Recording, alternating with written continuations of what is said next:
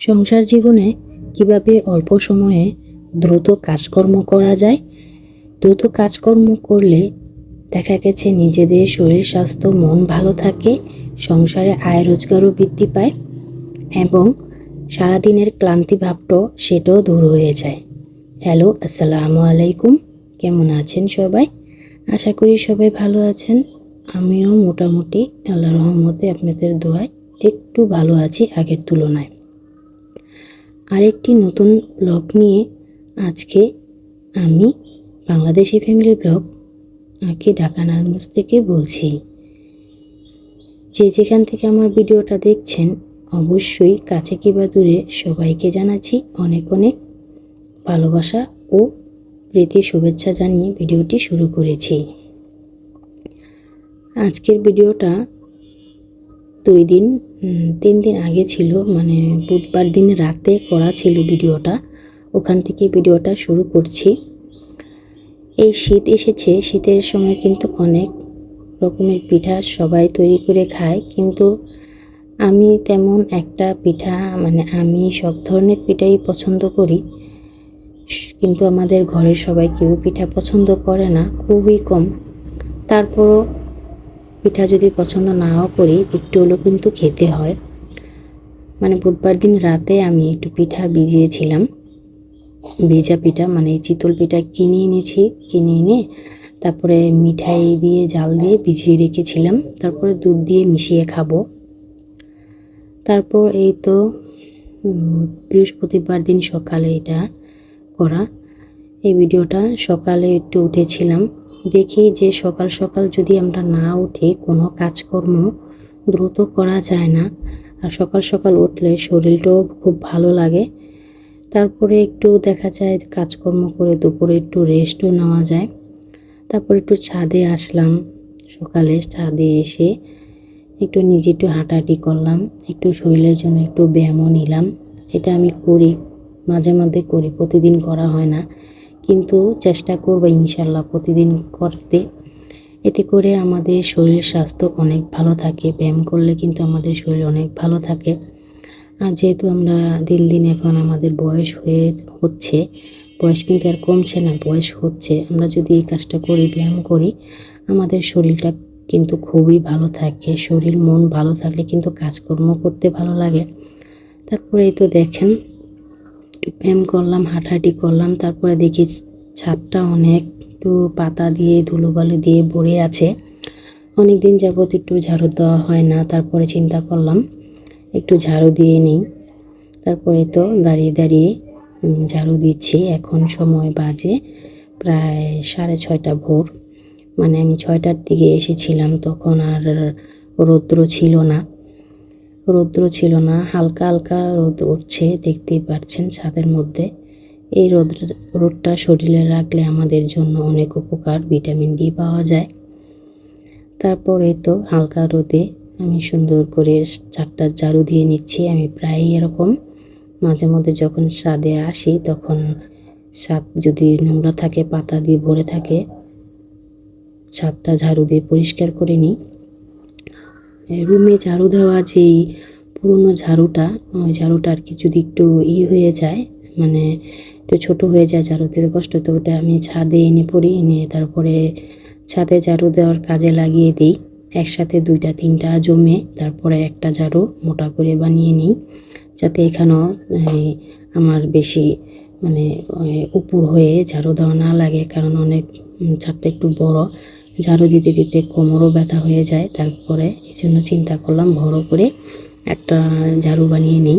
2-3টা একসাথে মিশে দড়ি দিয়ে বাঁধ দিয়ে তারপরে বানিয়ে নিয়েছিলাম। এখন দাঁড়িয়ে দাঁড়িয়ে ঝাড়ু দিতে পারছি সুন্দর করে। তারপরে একটু একটু করে পুরো ছাদটাই ঝাড়ু দিয়ে নিলাম।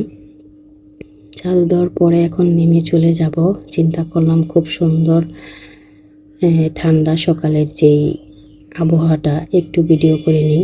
পাতাগুলা খুব সুন্দর দেখা যাচ্ছে, এই গাছের পাতাটা অনেক ঝরে পড়ে যায়, গাছটা অনেক পুরনো, এই কড়ই গাছটা অনেক পুরনো। যখন গ্রীষ্মকাল আসে তখন পাতা ঝরে পড়ে একবারে হয়ে যায়, কিছুই থাকে না। আবার যখন শীতকাল আসে মানে বছরে 2 বার এরকম পাতা ঝরে আবার পাতা উঠে, ভালোই লাগে দেখতে। তারপরে এই তো আমাদের বান্টি সোনা, আমি যখন ছাদে এসেছি আমার সাথে সাথে এসে এখন পুরো রেলিং ঘুরে বেড়াচ্ছে। এটা আমাদের জিমিও করে, তো আজকে জিমি সকালে মানে রাত্রি চলে যায় খাওয়া দাওয়া করে, ওটা বাইরে চলে যায়, সে আর যায় না।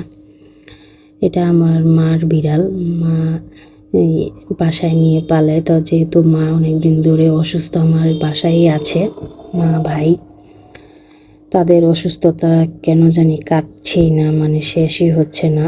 2 দিন ভালো থাকে, 2 দিন অসুস্থ হয়ে যায়। কি করব বুঝে উঠতে পারছি না। ভাইটারও শরীর অসুস্থ। যাই হোক, সবাই দোয়া করবেন। ঘরের কেউরই শরীর ভালো থাকে না, বিশেষ করে আমারও শরীরটা অনেক দিন যাবৎ খারাপ, অসুস্থ যাচ্ছে। মানে কতদিন যাবৎ হঠাৎ করে যেহেতু ঠান্ডা পড়েছে, এই ঠান্ডাটা মানে নিজের শরীরে শ্যুট করছে না। দেখেছেন আমি আগের কিছু ভিডিওতে অনেক ঘরের কাজকর্ম করেছি, এতে করে আমার অনেক ঠান্ডা লেগে আছে, জ্বর সর্দি লেগে আছে। তাই ঠান্ডার ওষুধ, জ্বরের ওষুধ খেলে এমনি কিন্তু শরীর দুর্বল লাগে, ঠিকমতো ভিডিও দিতে পারছি না। ঘরের কাজকর্ম করতে করতে অনেক বেলা চলে যায়, কিছুই করতে পারছি না। যাই হোক, ওদিন ছিল বৃহস্পতিবার, সকালেই আমি ঘুম থেকে উঠে তো কাজকর্ম করেছিলাম। তারপরে আগের দিন রাতে রান্নাবান্না সেরে এই ভাইকে নিয়ে একটু আমাদের পাশে সরকারি হাসপাতাল, ওখানে চলে গেলাম। হঠাৎ করে জ্বর, বমি ভাইয়ের, তারপরে মাথা ব্যথা, মানে অনেক খারাপ অবস্থা। তাই চিন্তা করলাম যেহেতু এখন ঘরে ঘরে ডেঙ্গুর সমস্যা চলছে, দ্রুত আগে আগে নিয়ে যাই যাতে গুরুতর কোনো কিছু না হয়।